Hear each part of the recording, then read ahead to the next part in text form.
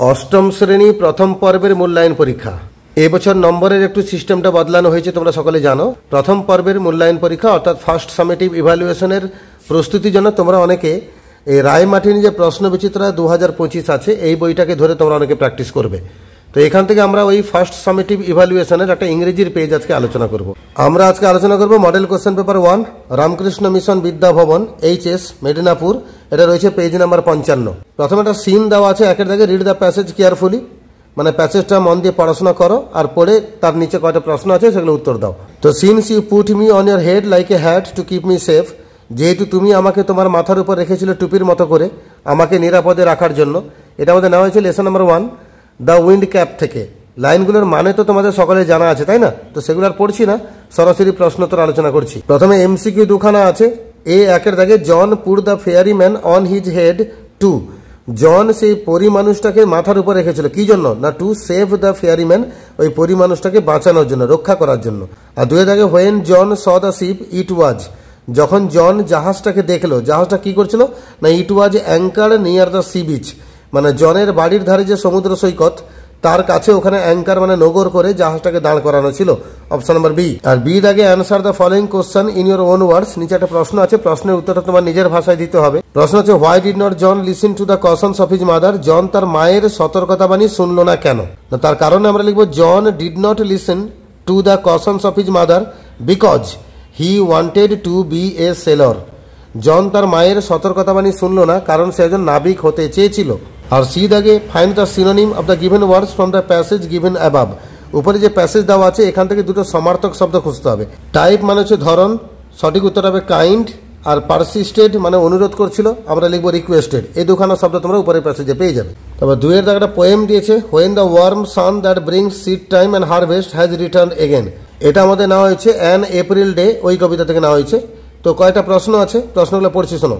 Where does the first flower of the plain blooms, মানে প্রথম সমতল ভূমির যে প্রথম ফুল সেটা ফোটে, কোথায় ফোটে? উত্তর হচ্ছে the first flower blooms in still wood, প্রথম ফুলটা ফোটে শান্ত বনে। আর দুয়ে দাগে why do you think the poet loves the season well, কবি এই ঋতুটাকে বেশি ভালোবাসেন কেন? তার উত্তরে লিখবে the poet loves the season well because it is the season of warm sun, flowers, clear sky and revival of the tree. কবি এই ঋতুটাকে ভালোবাসেন কারণ এই ঋতুটা হচ্ছে গরম রোদ, ফুল, পরিষ্কার আকাশ এবং ওই ঝুঁকে পড়া গাছগুলোর আবার বেঁচে ওঠা, এরই ঋতু হচ্ছে এই ঋতুটা, তাই কবি এটাকে খুব বেশি ভালোবাসেন। আর তিন থেকে what does earth's loosen mould mean, মানে মাটির যে আলগা অংশ, এই কথার মানে কি? উত্তর লিখবো it means the loose and airy part of the soil, এর মানে হচ্ছে লুজ LOOAC, এর মানে হচ্ছে আলগা এবং বায়ুযুক্ত, মানে বায়ু চলাচল করবে এরকম যে অংশ মাটির যে আলগা অংশ তাকে বলা হয়েছে। আর গ্রামারে যাব আমরা, তিনে থেকে fill in the blanks with proper collective noun, collective noun লাগাতে বলেছে। এ ড্যাশ অফ পিকক্স মানে ময়ূরের দল, তাকে আমরা বলবো a muster of peacocks, MUSTER, muster হবে। আর দুয়ে দাগে এ ড্যাশ অফ টোডস, উত্তর হবে এ নট, KNOT, নট অফ টোডস। চারে দাগে form abstract nouns from the following ওয়ার্ডস, নিচে দুখানা শব্দ দেওয়া আছে, অ্যাবস্ট্রাক্ট নাউন তৈরি করতে হবে। একটা হচ্ছে ওনার, ওনারের অ্যাবস্ট্রাক্ট নাউন হচ্ছে ওনারশিপ। আর ইনফ্যান্ট এর অ্যাবস্ট্রাক্ট নাউন হচ্ছে ইনফ্যান্সি। আর পাঁচে থেকে fill in the blanks with correct forms of the verbs given in the brackets, মানে ব্র্যাকেটে ভার্ব দেওয়া আছে, ডু আছে, লুক আছে, রিড আছে, ফিনিশ আছে। এই ভার্বগুলোর টেন্স অনুযায়ী মানে বুঝে সঠিক ফর্ম বসিয়ে শূন্যস্থান পূরণ করতে হবে। একে থেকে when I dash my homework my friend came to meet me, যখন আমি আমার হোমওয়ার্কটা করছিলাম আমার বন্ধু আমার সাথে দেখা করতে এলো। তো আমরা করছিলাম মানে পাস্ট কন্টিনিউয়াস টেন্স, তাহলে উত্তর লিখবো ওয়াজ ডুইং, এই যে ওয়াজ ডুইং এটা শূন্যস্থানে বসাবে এখানে। আর দুয়ে দাগে the corps dash for the terrorist for several days, এই কপস মানে পুলিশ বেশ কয়েকদিন ধরে ওই আতঙ্কবাদীটাকে খুঁজছে, তাহলে প্রেজেন্ট পারফেক্ট কন্টিনিউয়াস টেন্সে যাবো, শূন্যস্থান লিখবো হ্যাভ বিন লুকিং ফর। আর তিনে দাগে he dash the story last night, গতকাল রাতে সে গল্পটা পড়েছিল, গতকাল রাতে মানে পাস্ট ইনডিফিনিট টেন্সে যাবো, তাহলে শুধু রেড লিখবো, READ, রেড, এটা উচ্চারণ হবে কিন্তু রেড, তাহলে পাস্ট ইনডিফিনিট টেন্সে গেলাম।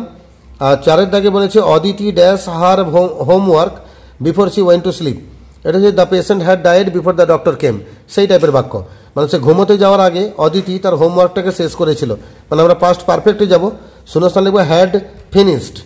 আর ছয়ের দাগে ডু অ্যাজ ডাইরেক্টেড, এখানে কিছু গ্রামার আছে, ব্র্যাকেটে বলা আছে কি করতে হবে। একের জায়গায় রমেশ ইজ রিডিং রাকেশেস বুক, রমেশ পড়ছে রাকেশের বই। Identify and write down the case of the underline words.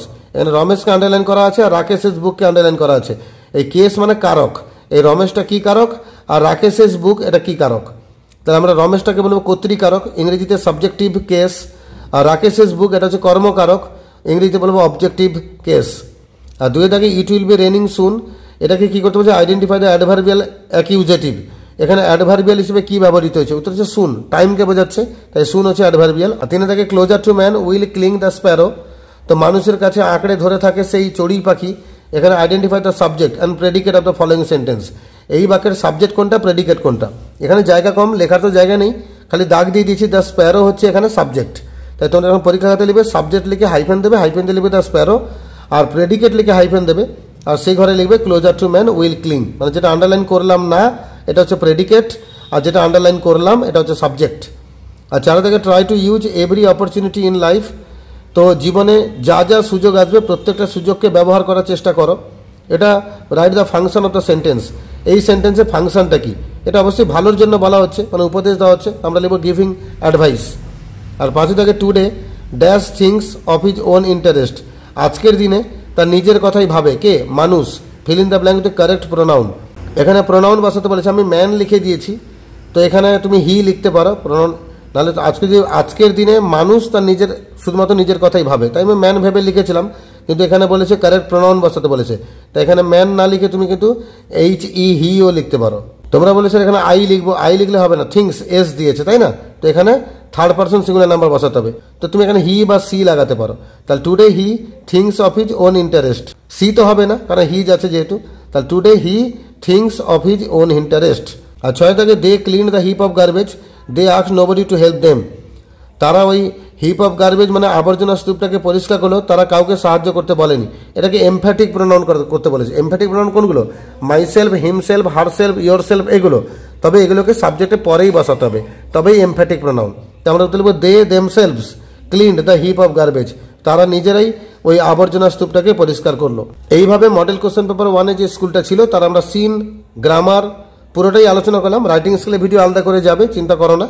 আর বাকি এর পরবর্তী 1-এর পরে 2, 3, 4 এই সমস্ত মডেলের ভিডিওগুলো তাড়াতাড়ি আপলোড হয়ে যাবে। যারা নতুন আছে চ্যানেলটাতে তারা কিন্তু চ্যানেলটাকে সাবস্ক্রাইব করে রাখো, বেল আইকনটাকেও প্রেস করে রাখো, যাতে পরবর্তী ভিডিওগুলো আপলোড হওয়ার সাথে সাথে তোমাদের কাছে পৌঁছে যায়।